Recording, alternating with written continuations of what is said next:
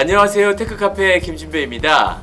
혼돈과 상실의 시대 청년에게 꿈과 희망을 심어주기 위해 이유택 교수님과 함께 진행하는 이유택의 청년희망 시간 돌아왔습니다. 오늘도 우리 이유택 교수님에게 좋은 말씀 기대하면서요. 교수님 나와 계시죠? 네, 안녕하세요. 이유택입니다. 예, 안녕하세요. 오늘은 또 어떤 얘기로 우리 시청자분들한테 좋은 교훈을 남겨주시겠어요? 네, 우리가 지난 몇 주 동안에 효과적인 의사결정에 대해서 얘기를 했었는데요. 의사결정을 내리는 것도 중요하지만 의사결정이 내려졌을 때 다른 사람들이 그 의사결정을 받아들이게 하는 게 중요한 것 같아서요. 의사결정을 세일즈하라라는 제목으로 오늘 여러분들과 한번 생각해 보기로 합니다. 의사결정을 세일즈하라. 너무 어려운데요. 이게 의사결정을 어떻게 판다는 얘기인가요? 그렇죠. 이게 딱 이렇게 말로서 와닿지가 않은데 지금 저희는 효과적인 의사결정에 대한 얘기를 나누고 있는데요. 먼저 의사결정이 필요한가 우리가 생각해보는 시간을 가졌고요. 그 다음에 그래서 이제 중요한 의사결정을 골라서 의사결정에 시간을 투자하자 그런 얘기를 했었고, 그 다음에 이제 의사결정을 효과적으로 하기 위해서 문제를 분류하자 그런 얘기를 했었죠. 그래서 문제를 정확히 파악하고 의사결정을 하자, 본질을 파악하고 의사결정을 하자.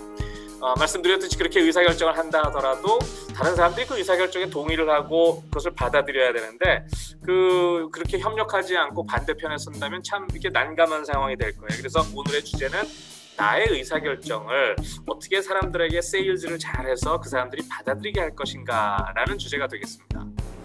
그러니까 제 의사결정을 남들이 잘 이해하고 또 공감하고 따라할 수 있는 그런 걸 이제 얘기를 하시는 것 같네요. 이게 참 중요한 것 같은데 왜 중요한지 좀 설명해 줄 수 있으실까요? 네, 그렇죠. 의사결정 자체도 중요하지만 우리가 아무리 좋은 의사결정을 한다 하더라도 의사결정이 자기 혼자에만 국한되는 경우가 굉장히 드물잖아요. 내가 의사결정을 하면 저와 관련된 스테이크홀더들이라고 그러죠. 이해관계자들이라고 그러죠. 이해관계자들이 많게 되겠죠. 크게는 우리 사회에서, 또 작게는 우리 조직에서, 또 더 작게는 우리 주변의 우리 가족들. 예를 들자면은요, 제가 가족 구성원들하고 집에서 시간을 많이 보내지 않습니까? 근데 제가 만약에 집에 가서 제가 관심 있는 뉴스 채널만 고집을 하고 TV를 뉴스 채널에 고정시켜 놓는다면은 우리 자녀들은 뉴스에 그렇게 크게 관심이 없기 때문에 한 10분 정도 같이 있다가 다 각자 방으로 들어가서 각자 할 일을 하게 돼요. 그래서 저의 의사결정, 뉴스를 보겠다는 의사결정이 우리 가족의 대화를 단절시키게 하고 각자 일만 하게 하는 거죠. 근데 제가 만약에 뉴스만 고집하지 않고 만약에 가족들이 다 볼 수 있는 드라마라든지 게임이라든지 이런 화면을 고정시켜 놓는 의사결정을 한다면 가족들이 모이게 되고 또 그 화면을 보면서 드라마를 보면서 이런저런 얘기도 하게 되고 또 그런 얘기를 하다 보면은 서로의 걱정거리를 얘기한다든지 고민들을 털어놓는다든지 그래서 그 분위기가 완전히 다르게 되는 거죠. 그래서 제가 최근에 또 재밌는 경험을 했는데요. 우리 아이 중에 한 명이 무비 나잇이라는 것을 만들었어요.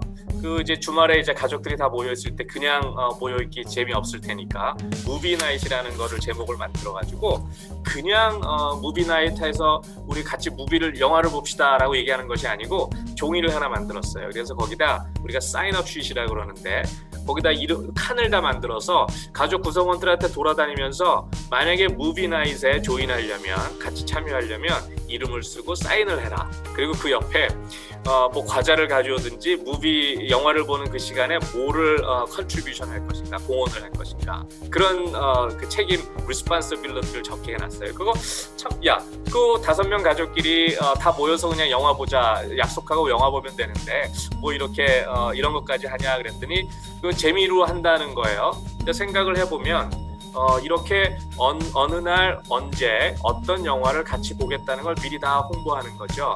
그래서 이해를 시키는 거죠. 그래서 그 시간에는 다른 약속을 하지 말라. 미리 전달하는 메시지의 역할도 하고요. 또 그 행사에 당신은 어떤 방법으로 컨트리뷰션 할 것인가. 저희 와이프는 무비를 셋업하는 일을 할 것이다. 그리고 저는 그러면 난 빈손으로 갈 수 없으니까 팝콘을 가져가겠다. 누구는 칩을 가져가겠다. 이런 식의 이제 가족 구성원들이 얘기를 하게 되는 거죠. 그런 식으로 어떤 의사결정에 대해서 자기 혼자만 정해서 남들한테 통보하는 것이 아니고 이런 정보를 교환함으로 인해서 다른 사람들에게 미리 이해도 시키고 또 어떻게 조인하고 어떻게 역할을 할 것인가 또 책임도 각자 나누어주는 이런 방법으로 그 효과적인 의사결정을 세일즈하는 그런 경험을 해봤는데 참 재밌는 아이디어였던 것 같아요. 아 정말 저도 한번 저희 가족에서 사실 어린이들이 커가면서 이제 휴대폰을 접하게 되니까 방에서 잘 안 나오는데 이런 무비 나이트라는 좋은 공감의 시간을 같이 갖는 거 정말 좋은 아이디어 같네요. 그러면 어떻게 구체적으로 자신의 의사결정을 세일즈해야 하는지 그 방법론을 좀 설명해 주시겠어요? 네, 방법론 중요한 일인 것 같아요. 혹시들 이런 경험이 있으셨는지 모르겠어요. 누군가 의사결정을 하고 제게 그 의사결정에 대해서 어떻게 생각하냐고 물어보는 경우가 있어요. 그러면 그 의사결정이 잘 됐든 잘못됐든 간에 저를 포함시키지 않고 저도 이해관계자 중에 한 명인데 저를 포함시키지 않고 의사결정이 됐다는 것 그 자체가 어떨 경우에는 좀 마음이 씁쓸한 경우가 많이 있어요. 그래서 그 의사결정이 잘 됐느냐 잘못됐느냐를 떠나서 섭섭한 마음이 드는데 그런 의사결정을 하기 전에 의사결정 진행 중이라는 그런 안내도 하고 또 심지어는 그 의사결정에 대해서 어떻게 생각하느냐라는 의견을 물어볼 수 있으면은 전혀 다른 어떤 그 느낌이 들 것 같아요. 제가 그 과거에 일본의 한 큰 대기업과 연구 프로젝트를 진행한 적이 있었는데요. 한 1년 정도 연구 프로젝트를 진행하고 이제 마지막 프레젠테이션을 일본으로 건너가서 하게 된 일정이 잡혀져 있었습니다. 그런데 참 재밌는 것이 한 2달 전부터 그 리서치 파트너로부터 계속 연락이 와요. 이 교수님 그날 2달 후에 발표할 자료들을 좀 미리 만들어서 공유해달라. 그래서 뭐 2달 전에 할 걸 미리 이렇게 지금 이렇게 서둘러서 공유를 해달라고 그러나 그런 마음도 들긴 했지만 어쨌든 그렇게 공유를 해드렸어요. 공유를 해드린 지 얼마 안 지나서 그 드래프트 자료에 대한 여러 가지 코멘트들 이건 이렇게 수정했으면 좋겠습니다 하고 계속 피드백이 오기 시작했어요. 그래서 저도 또 그 수정을 하고 다시 보내주고 또 이런 과정이 2달 동안 계속됐어요. 참 2달 후에 가면 발표할 것을 이렇게 미리 세심하게 준비하는구나 라는 생각으로 그냥 커뮤니케이션을 했었는데요. 마침 이제 시간이 흘러서 이제 일본으로 건너가게 됐고요.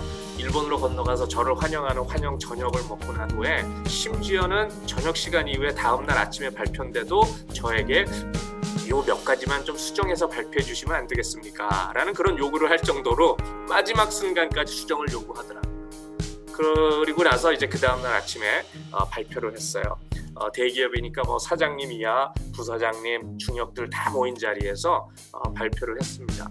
그 발표를 하는데 굉장한 큰 결정에 도움이 되는 어떤 그런 자료를 발표했는데 그날 회의가 정말로 아무도 어떤 그 반대적인 의견 없이 너무나도 아주 자연스럽게 잘 끝난 거예요. 나중에 그 과정을 생각해 보니까 그 2달 동안에 그 자료들을 가지고 많은 사람들에게 보내고 또 각자의 의견을 들어서 코멘트를 받아서 제게 수정을 요구하고 그런 과정 중에서 많은 이해관계자들이 이미 그날 발표될 마지막 결정에 대한 혹은 그 결과에 대한 것을 알게 되는 거고요. 또 그 중간에 많은 사람들이 이미 자기의 의견을 거기에 포함시킬 수 있었기 때문에 그 굉장히 큰 그 의사결정이었는데도 불구하고 발표가 잘 끝난 것을 보면서 야, 참 이런 새로운 어떤 프로세스를 경험하게 됐구나 그런 생각을 했습니다. 이것은 나중에 알게 됐는데요. 피터 드러커 선생님이 일본 그 의사결정 문화에 대해서 어떤 분들은 합의에 근거한 어떤 의사결정 문화가 있다고 말하는 경우도 있었는데 피터 드러커 선생님은 이것은 공동의 이해라는 다른 표현을 쓰셨어요. 미리 합의하는 것이 아니고 합의할 필요 전에 그 많은 사람들한테 이해를 시키고 이런 과정에 있다. 또 이런 정보들이 공유될 것이다 라는 공동의 이해라는 아주 굉장히 흥미로운 표현을 쓰실 정도로 이런 과정을 거치고 난 후에는 자기가 의사결정한 것이 남들에게 잘 받아들여질 수가 있구나라는 그런 경험을 할 수가 있었습니다. 네, 공동의 이해, 합의 다 맞는 말씀이고 좀 공감이 되는 것 같습니다. 지금 그 사례 일본에서 겪었던 사례를 또 엮어 설명을 들으니까요. 훨씬 이해가 빠르고 쉬웠던 것 같습니다. 오늘도 재미있는 내용 감사드리고요. 오늘 강의 내용 혹시 한 줄 요약 정리 가능할까요? 그럼요. 의사결정 자체도 중요하다. 효과적인 의사결정도 중요하지만 그 효과적인 의사결정을 내린 후에 그 의사결정이 사람들로부터 이해관계자들로부터 받아들여질 수 있도록 잘 세일즈하는 것도 동시에 똑같이 중요하다. 이렇게 요약해 드릴 수가 있겠습니다. 네, 깔끔한 정리 감사드리고요. 오늘 방송은 여기까지 하겠습니다. 교수님 수고하셨습니다. 네, 감사합니다. 네.